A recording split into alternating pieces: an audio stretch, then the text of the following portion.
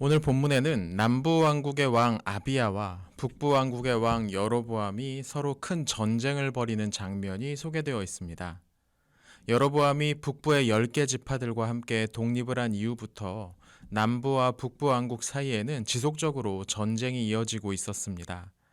솔로몬의 아들인 르호보암은 그렇게 북부와 대립하다가 죽고 그의 아들인 아비야가 왕위를 이어받았습니다. 이와 관련된 자세한 설명은 제가 운영하는 유튜브 채널에 올려진 영상들을 참고하시면 좋을 것 같습니다.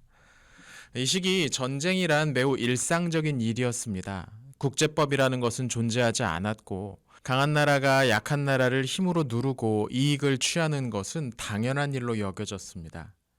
다른 나라의 공격을 받지 않으려면 힘을 키울 수밖에 없는 정글과 같은 상황이었죠. 청동기에서 철기로 넘어가는 과정이었던 이스라엘 왕정식이 무기라고 해봐야 남북왕국 비슷한 수준이었습니다. 칼과 창, 활이 일부 쓰였고 여전히 전쟁에서는 투석병들, 그러니까 돌로 적들을 공격하는 부대도 활발하게 운용되고 있었습니다. 기병들이 타는 말과 전차는 대부분 수입을 해야 되기 때문에 크게 사용되지는 못했습니다. 이런 상황에서는 누가 더 많은 군대를 준비하느냐가 전쟁의 승패를 결정짓는 결정적인 요소였습니다. 본문을 보면 북부의 여로보암은 남부의 아비야보다 2배나 더 많은 수의 병력을 준비하고 있었습니다. 2배라면 적지 않은 숫자죠. 사실 전쟁의 성패는 이미 여기에서 끝난 것처럼 보이기도 합니다. 그런데 놀라운 일이 일어납니다. 적의 절반밖에 되지 않았던 남부 유다 왕국이 북부 왕국을 물리치고 승리를 거둔 것이죠. 그런데 본문을 가만히 보면 분명 전쟁 이야기를 하고 있는데 전쟁 그 자체에 관한 설명보다는 싸움을 앞두고서 군대 사기를 올리기 위해 아비야가 했던 연설이 훨씬 더 길고 중요하게 다뤄지고 있습니다. 그래서 언뜻 보면 이게 전쟁터인지 아니면 예배당에서 설교를 하는 모습인지 헷갈릴 정도죠. 아마도 역대기를 기록한 저자들의 핵심을 여기다가 두었던 것 같습니다. 아비야는 자신의 군대가 상대보다 적다는 사실에 위축되지 않았습니다. 도리어 그는 자신이 이 전투에서 승리할 수밖에 없을 것이라고 확신하고 있는 것처럼 보입니다. 그 이유가 무엇이었을까요? 그는 하나님의 약속을 믿었기 때문입니다. 본문을 보면 아비야는 이 약속을 소금 언약이라고 부릅니다. 소금처럼 변치 않는 약속이라는 뜻이죠. 하나님은 다윗에게 그와 그의 후손들이 이스라엘을 영원히 다스리게 해주시겠다고 약속하셨습니다.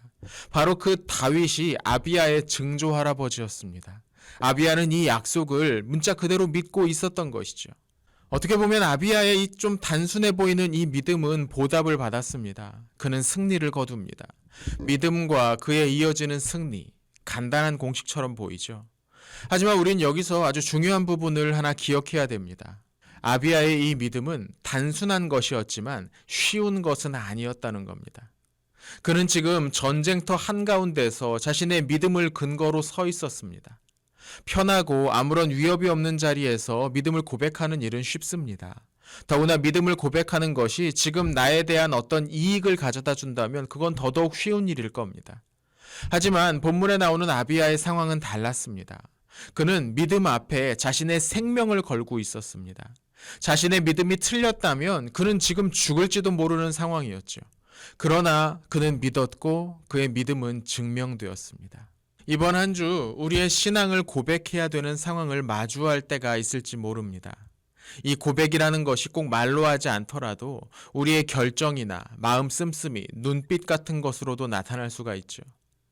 이 믿음의 고백을 위해서 무엇인가 중요한 것을 걸어야 될지도 모릅니다. 그러나 여러분, 아비야에게 승리를 주셨던 하나님께서 우리에게도 승리를 주실 것입니다. 우리 용기를 갖고 우리의 믿음을 드러내기를 주저하지 맙시다.